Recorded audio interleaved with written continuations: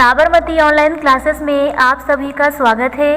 इस वीडियो में हम क्लास 12th केमिस्ट्री के अंतर्गत इम्पॉर्टेंट टॉपिक प्रोटीन का अध्ययन करेंगे। तो सबसे पहले प्रोटीन के बारे में कुछ इम्पॉर्टेंट फैक्ट जान लेते हैं। फर्स्ट है, प्रोटीन जीव जगत में सर्वाधिक पाया जाने वाला जैव अणु है। एक प्रकार का क्या है? जैव अणु है। जो हमारा जीव जगत है इसके अंतर्गत सर्वाधिक पाए जाने वाला जैव अणु है ये। सेकंड पॉइंट ये लिखेंगे इसके बारे में हम लोग कि यह शरीर के प्रत्येक भाग में उपस्थित होता है। जो प्रोटीन होता है यह शरीर के प्रत्येक भाग में उपस्थित होता है। जो जीवन का मूलभूत संरचनात्मक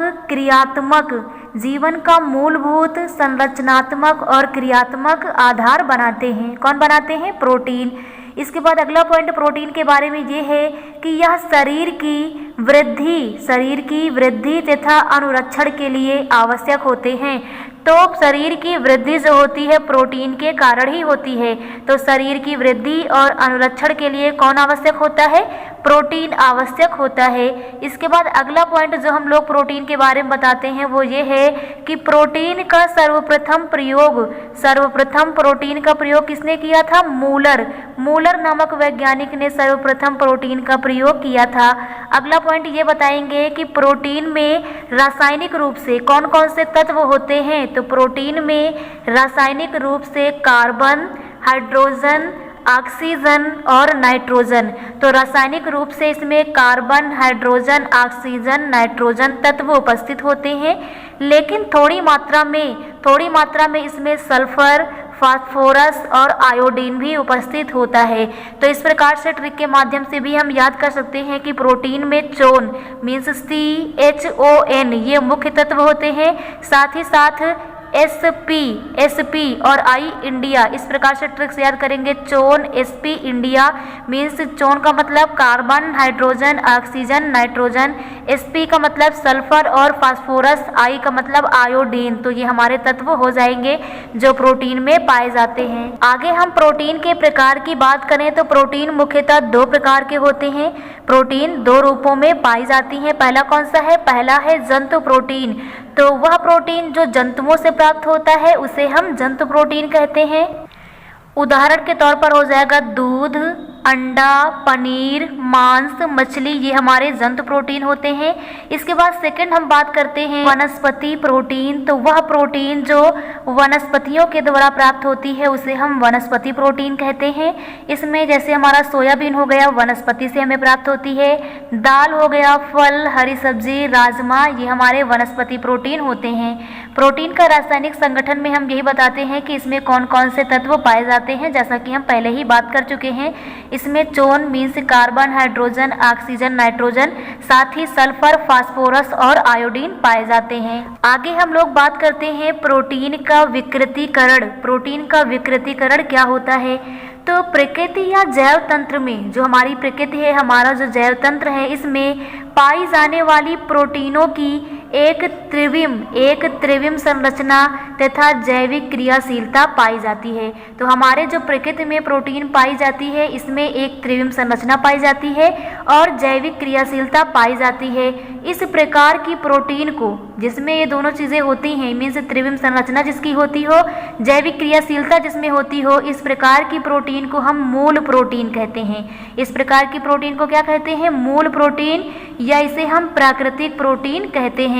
तो यदि मूल प्रोटीन को, जो हमारी मूल प्रोटीन है जिसमें त्रिविम संरचना है, जिसकी जैविक क्रियाशीलता है, उसकी बात कर रहे हैं कि यदि हम मूल प्रोटीन को ऊष्मा, क्षारीय विलयन, अम्लीय विलयन, कौन कौन सी चीज़ें? ऊष्मा, क्षारीय विलयन, अम्लीय विलयन और लवण के विलयन।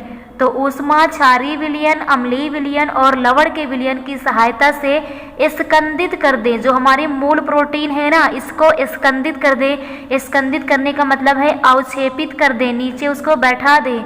तो यदि हमारी जो मूल प्रोटीन है इसको हम ऊष्मा के माध्यम से, क्षारीय विलयन के माध्यम से या अम्लीय विलयन के माध्यम से या फिर लवण के विलयन के माध्यम से मूल प्रोटीन को हम स्कंदित कर दें या अवक्षेपित कर दें तो प्रोटीन की यह जो अवस्था है ना, इसी को हम कहते हैं विकृतीकरण, यानी हम कहेंगे प्रोटीन का क्या हो गया है, विकृतीकरण हो गया है। मुख्य रूप से हम प्रोटीन के विकृतीकरण को परिभाषित करने की बात कहें तो इसे हम इस प्रकार से लिखेंगे, वह प्रक्रिया जिसके द्वारा, एक प्रकार की प्रक्रिया है, प्रोटीन का विकृतीकरण हो जाना एक प्रकार की प्रक्रिया है, तो वह प्रक्रिया जिसके द्वारा प्रोटीन के भौतिक गुणों के साथ साथ जैविक गुणों में, प्रोटीन के भौतिक गुणों के साथ साथ जैविक गुणों में परिवर्तन आ जाता है तो उसे हम कहते हैं प्रोटीन का विकृतीकरण, यानी वह प्रक्रिया जिसके द्वारा प्रोटीन के भौतिक गुणों के साथ साथ जैविक गुणों में परिवर्तन आ जाता है, प्रोटीन का विकृतीकरण कहलाता है। तो यहाँ पर एग्जाम्पल हमारा दिखाया गया है, ये हमारी मूल प्रोटीन है, इसका विकृतीकरण हो गया, इसके बाद हमें विकृतीकृत प्रोटीन मिल गई। तो इस प्रकार से आपको क्लियर हो गया होगा कि जो प्रोटीन होती है इसका विकृतीकरण क्या कहलाता है। तो ये एक प्रकार की प्रक्रिया है जिसमें हम क्या करते हैं, जो हमारी प्रोटीन होती है इसके भौतिक गुण और इसके जैविक गुणों में हम परिवर्तन करते हैं, किसके माध्यम से, तो वो हम ऊष्मा, क्षारीय विलयन, अम्लीय विलयन और लवण के विलयन के माध्यम से उसमें परिवर्तन करते हैं, क्योंकि जो हमारी मूल प्रोटीन होती है उसको हम अवक्षेपित करा देते हैं। तो इस प्रकार से प्रोटीन का विकृतीकरण भी आप लोगों को क्लियर हो गया होगा। आगे हम लोग इसका एग्जाम्पल देखते हैं विकृतीकरण का, कि जब दूध में लैक्टिक अम्ल को मिला दिया जाता है तो दूध क्या होता है, जम जाता है।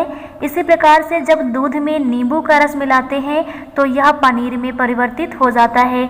अब यहाँ पर हम प्रोटीन का महत्व देखते हैं, प्रोटीन की ज़रूरत क्यों है।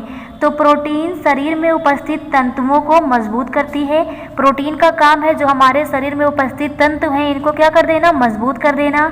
सेकंड काम है प्रोटीन का जैविक क्रियाओं में सहायता प्रदान करना, कि जीव के अंदर जो क्रियाएं होती हैं इसमें प्रोटीन सहायता प्रदान करती है। नेक्स्ट कार्य हो जाएगा प्रोटीन का कि प्रतिरोधी क्षमता बढ़ाती है। प्रोटीन क्या करती है, प्रतिरोधी क्षमता बढ़ाती है, शरीर को आवश्यक ऊर्जा प्रदान करती है। तो ये हमारा हो जाएगा प्रोटीन का महत्व।